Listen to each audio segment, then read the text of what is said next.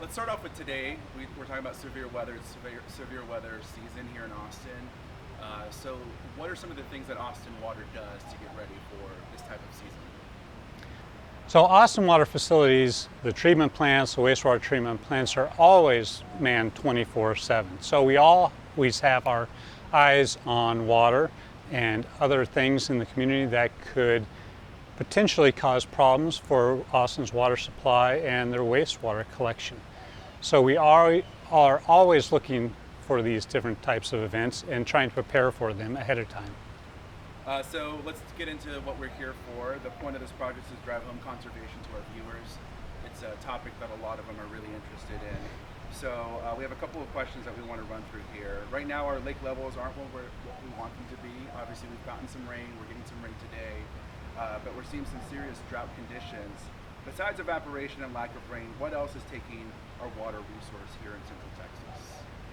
Well, the big thing that takes water out of the reservoirs, as you mentioned, is evaporation. That's the largest user, in a sense, of water. Beyond that, it's how much we take out in terms of using water, the different cities along the Colorado River, as well as the downstream irrigators who use it for different crops. As you mentioned, inflows into the lakes, Lake Buchanan, Lake Travis, have been at record lows or near record lows for the last 4 or 5 years. And they continue to be very low the first 3 months of this year. So we need to prepare going into the summer for lower lake levels, particularly as we look to May, which is one of the wetter times of the year, in case we do not get large rains and inflows into the reservoirs during May. How alarming are those lake levels to you guys? The fact that they're so low, is that something that you guys are really keeping track of? Well, the lake levels between Lake Travis and Buchanan, the lake levels in Lake Travis and Lake Buchanan are about 50% when you look at the storage, how much water is there. They've been going down from 50% over the last several months, which is something we definitely keep an eye on. It's not something to be alarmed about now. There's still a lot of water left in those reservoirs, but we do need to keep that in mind and to start saving water as we go into the summer. It's good to know, thank you. In doing our research, we came across that online database on Austin Water's website about water consumption. Please explain those numbers to us. So the data that you're mentioning on the City of Austin's open data portal essentially is the amount of water used by different customer classes in a month. And then it's summed up by zip code. We've had that data on open data portal for a number of years now. And it's a great resource for someone to go and to see how much water we're using by different customer classes and in different parts of the city. Where do you see the most consumption coming out of those numbers from residential or commercial customers? Overall, single-family homes collectively use the most amount of water for the City of Austin. They use about 28% of the city's annual water use. Following that are the commercial customers using about 26%, and then multifamily customers using about 22%. So while single-family homes collectively use the most, all three different customer classes are significant water users in Austin. That's a great breakdown. We're about to hit the hottest point of the year, and according to the numbers you have there online, over the last 5 years, from May to October, the zip code 78754 came up as the area with the most water consumption commercially. Could this be because of the Samsung semiconductor facility in that zip code? Is that a number, or that zip code especially? Is that something that you're keeping an eye on? Yeah, well, I can't specifically talk about individual customers and their water use. It is important to realize that different customer classes are really concentrated in different parts of the city.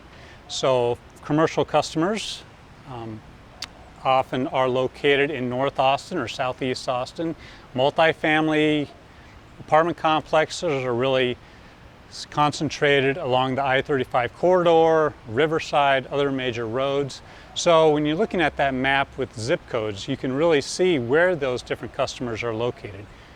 They can each have very efficient water use, but collectively, when you add all of those customers together within a zip code, that's where you see those hot spots. Yeah, I know our producer was really kind of looking at all those numbers, and that zip code 78754 just kept coming up. The Samsung facility is near Walnut Creek, and further down you'll see another semiconductor facility right next to that creek. I'm sure you can imagine that some of the businesses, a lot of people think they're just sticking a straw right into the water and using it up. While we know that's not the case, please walk us through as much as you can explain about the use of water within those facilities. Sure. Hopefully, no business such as that are pulling water out of the creek. All of such businesses, particularly businesses that need highly treated water in their processes, receive water through Austin's drinking water system.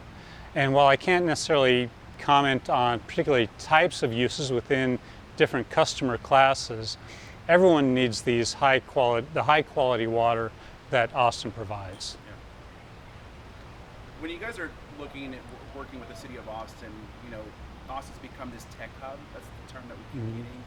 We're moving away from the live music capital of the world to this idea that we're a tech hub. Is there much concern about that when it comes to treated water and making sure that we have enough water for everyone to share here? We certainly are concerned about having enough water for all of our different customers. And that's why when we speak to customers, speak to the community, we emphasize that everyone needs to contribute to these water savings. All customer classes have to save water, whether they're a business or residential or apartment dweller. All of us need to contribute, use less water now so that we can do more in the future. That's good for our viewers to know that we're holding the fire to every customer here. Right. It's not all on homeowners. It's not all on businesses. We try to reach out to everyone. Do these businesses utilize treated water from your purple pipes, the semiconductor facilities? Do you know the specifics on that? The semiconductor facilities that you had mentioned do not use treated wastewater at this point. Other commercial companies do use it primarily for irrigation or in their cooling towers. Residentially, we flagged a few zip codes during the hottest part of the month of the last 5 years. 78741, which is in southeast, 78731, which is west-northwest. What do you attribute that to, the usage of those zip codes? Use of water in single-family home is often really driven by irrigation systems. And a lot of it is determined by when a subdivision or an area is developed and when those irrigation systems are put in. So areas that show higher water use are generally ones that were built within a certain time in which nearly every house had an irrigation system, and you see that water use. In the simplest explanation, can you summarize Austin Water's 100-year plan? Yeah, the Water Forward Plan is a far-reaching plan, 100 years in the future, that looks at our current supplies and our future supplies and how we're going to be using water going into the future. And we've really been focusing on how climate might change those particular components of our water use in the future and how to address that, whether through conservation, demand management, or new supply strategies. How flexible, when you're planning 100 years ahead, how flexible is that plan? Is there that flexibility to say, hey, something's happening here with the climate, or Austin really has a lot of businesses coming in or people coming in? How flexible is that? Well, it's intended to be a very flexible and dynamic planning process. Of course, in the short term, in the next 10, 20, 30 years, we have a pretty good idea of what's possible in terms of supplies, and hopefully a good idea of how the climate might change things because it's in a shorter time frame. But as you go further out, the last 50 years of that planning process, it's really intended to be a dynamic planning process where we will change the plan and the different strategies as we see conditions change. So if we follow this plan, will our great-great-grandchildren have plenty of water? Can you tell us that?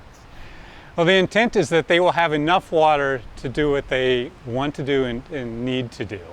So pretend you're talking to a family member or a friend. Tell them why it's so important to conserve water right now. And it's important to conserve water right now is because we do have some, and we're not in an emergency situation. As we go into the summer, this is the time in April to really look at your landscape water use, if you irrigate your landscape, and how you can change that. Look at your irrigation system. Is it working well? Are there leaks? Is the water spraying onto the concrete, the sidewalk? And make those changes now, and consider taking some of that turf out and replacing it with beds with native and adaptive plants. It's a lot easier to do that work now when it's cooler than in the summertime when it's very hot, and it puts a lot of stress on any new plants.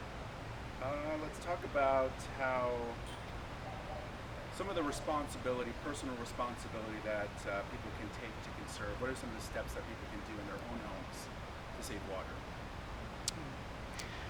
There's a handful of things that I would really emphasize for homeowners, particularly to consider going forward. One, the big one is to sign up for Austin's MyETX water system. This is Austin's new smart meters, and they can sign up and individuals can go and see exactly how much water they're using. They could set up leak alerts, they can set up high use alerts to really help people understand it. Secondly, as I mentioned, check your irrigation system. Third, consider that removal of turf. Fourth, inside, really go through and be cognizant of any leaks from fixtures and especially toilets. Toilets are an easy one to overlook, but the flappers that they have to hold the water in the tanks, they're made out of plastic or rubber, and they can degrade over time and let that water go through and just continually flow through the toilet. And then finally, as folks replace water using appliances such as dishwashers or clothes washers, look for those new models that use even less water. That first tip that you mentioned, is that something that is free for people to sign up for? Indeed, it's free for anyone to sign up for. You go online, Austin Water, and then do a web search on MyETX Water, and it will lead to a page where you can sign up and you can start accessing that information where you can see your water use by the hour. Yeah. So you can see the impacts of your irrigation system or other water uses. What's the type of feedback you've been getting from something like that? We've been getting a lot of great feedback about the leak alerts particularly.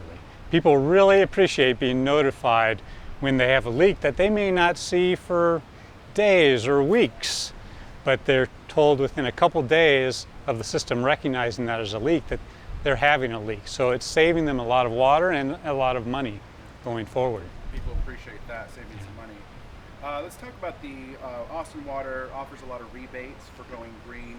What are some of the suggestions you would tell someone about when it comes to those rebates? Particularly the outdoor landscape irrigation and landscape use, I would recommend 3 types of rebates to look at first.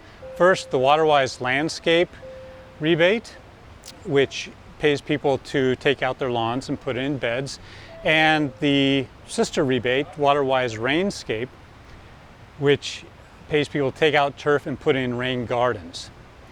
Then we have other programs like the Drought Survival Tools, which pays people to add compost to their lawn or to aerate their lawn, which really helps that lawn to become much more resilient over the summer, holding more water, saving more water, as well as rebating adding mulch to beds, which saves water. And then finally, people should consider a rebate for a rainwater harvesting tank where they can rainwater harvesting tank where they can collect water coming off the roof and use that to water their beds or their parts of their irrigation, parts of their lawn. Do you know how much that would save a household if they do all those steps roughly? Do you know, like, is it hundreds of dollars, $20? Is it a significant amount of saving that people can really see in their pockets? Well, converting turf to a WaterWise bed with native and adaptive plants can save 25 to 50% in terms of irrigation water use. So doing all 3 of those things could save even more. That's good to know. Let's talk about the WaterWise rebate. Can you go a little bit more in depth on that and how does it benefit the customer? Sure, the WaterWise landscape rebate is one that we've had for a number of years and is always very popular. We rebate $100 for every 100 square feet of turf that is taken out and replaced with a bed with native and adaptive plants. And we emphasize to people that they should do this in the spring or in the fall, only because if you did it in the summer, that'd be really hard on any plants. So to be successful, we emphasize that people need to do it in the spring or the fall. When it comes to all these things, how do you verify that you've done this? What's the follow through for someone to say, hey, I've switched over, how do I now classify for this rebate? Right. After the application, they send that into Austin Water, and individuals do the work. They send photos into Austin Water as confirmation that the work was done, and then customers receive their rebate amounts. I have a question here about replacing real grass with artificial turf, and what are some of the benefits? I'm sure you guys have a position on that when it comes to Austin Water. Right. Now, homeowners in Austin, they can install artificial turf. Many of them do it for different reasons, whether it's just water saving or allergies or what have you. But Austin Water and the City of Austin does not recommend or incentivize the installation of artificial turf for a number of reasons. First, permeability. Artificial turf over time will collect dust and other particles that will clog up the artificial turf material so that water cannot flow into the ground through the artificial turf. It just stays on the turf, and then it will slide off and go into the stormwater sewer, and adding additional flows for that. Secondly, the heat island effect. Artificial turf can heat up more than native turf, and that adds to the heat island effect for the city as a whole, but also creates a hotter microclimate around the house. And then finally, wildlife habitat. Adding artificial turf in lieu of other turf or beds or bushes or what have you really takes the place of that potential habitat or areas where wildlife can get food. Yeah. So that discussion I've had with my husband about switching over to artificial turf, we decided against it. What are some of the main types of ground cover that really do work in our area? There's a number of different types of ground cover. Ones that have become popular recently, the sedges, which are the clumped grasses that you might see around. They don't get mowed. There's clumped grasses. Silver ponyfoot is another ground cover that's become quite popular, as well as verbena. And the Grow Green guide that Austin puts out is an excellent resource for all of these different types of plants. The plan includes a lot of different trees, grasses, ground covers that we mentioned. So I would very much recommend anyone who's interested to do a web search on Austin Grow Green Guide. It'll take you right to that page, which has a lot of information on plants, but it also has information on different templates on how you might lay out your bed or your lawn to make a water-wise landscape. We've had so many new people move into Austin and they don't know what native plants grow here, so it's a great tip. Right. So let's talk about what is the average amount of homeowner can expect to save on their water bill when they switch to a water-wise landscape. You kind of already mentioned it, but can you dive a little bit deeper into that? Yeah, as I mentioned before, a homeowner switching from turf to bed with native and adaptive plants could save between 25 and 50% of water during the summer. And that really depends on how much they irrigated before and how much they need to irrigate after, if they're using spray irrigation or drip. So it can be a range, but there can be significant savings when switching from turf to these beds. Can you qualify how every homeowner and business switching to water-wise landscape can help our water troubles?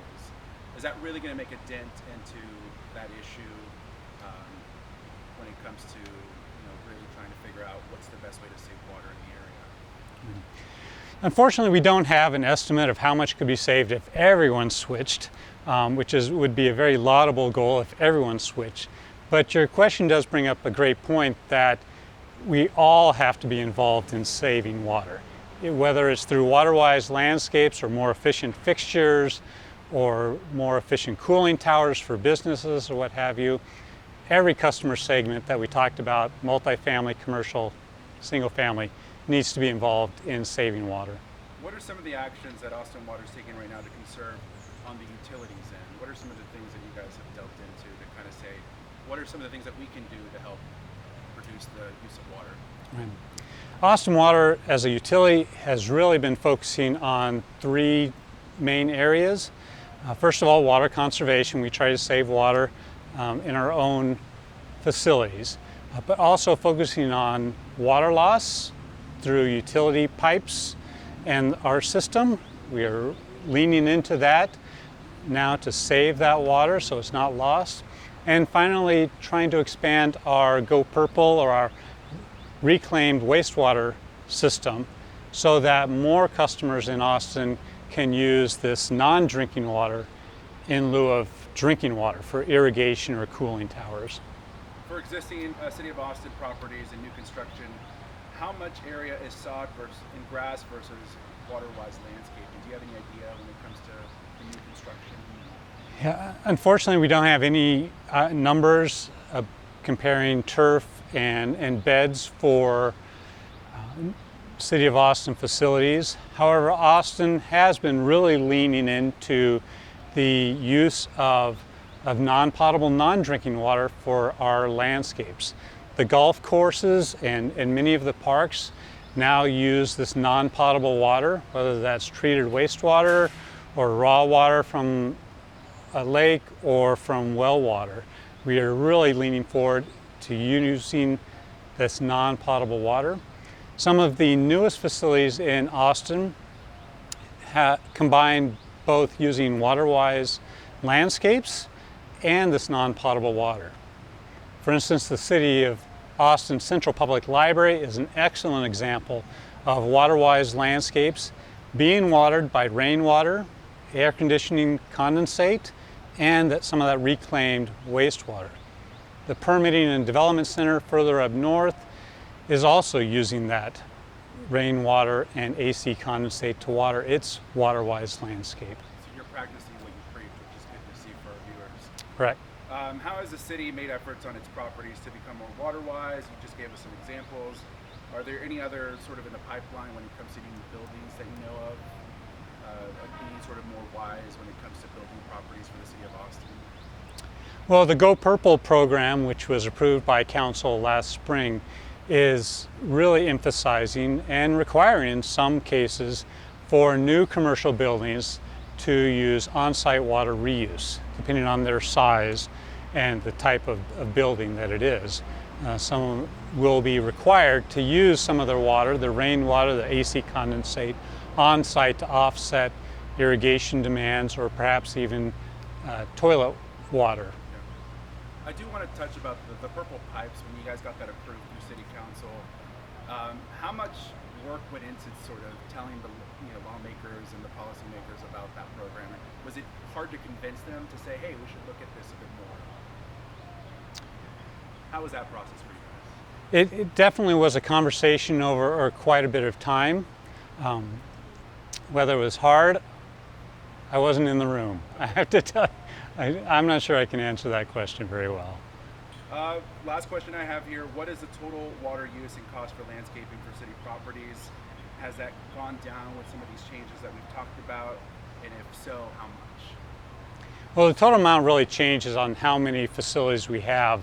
But as noted before, we've been doing a lot more with utilizing water-wise landscapes and using non-potable water to water those. And one thing to remember is that all city facilities and departments have to pay for their water, just like residents and businesses. So it's in every city's department's interest to use less water, save money, being able to use those funds to help Austin residents and businesses in other ways. Well, thank you for answering all our questions. We really appreciate it. I do want to ask you, is there anything else you want to add? This new special is all about conservation and how do we move forward and protect this precious resource that we have here in the City of Austin. Are there any final thoughts that you want to give to us? I'd say just to wrap up, the timing is great because this is the time before we get into those hot, dry months of the summer to consider how you can save water in your landscape. Think ahead. Don't be caught unaware in July or August when your lawn is really needing water and the bills might be high.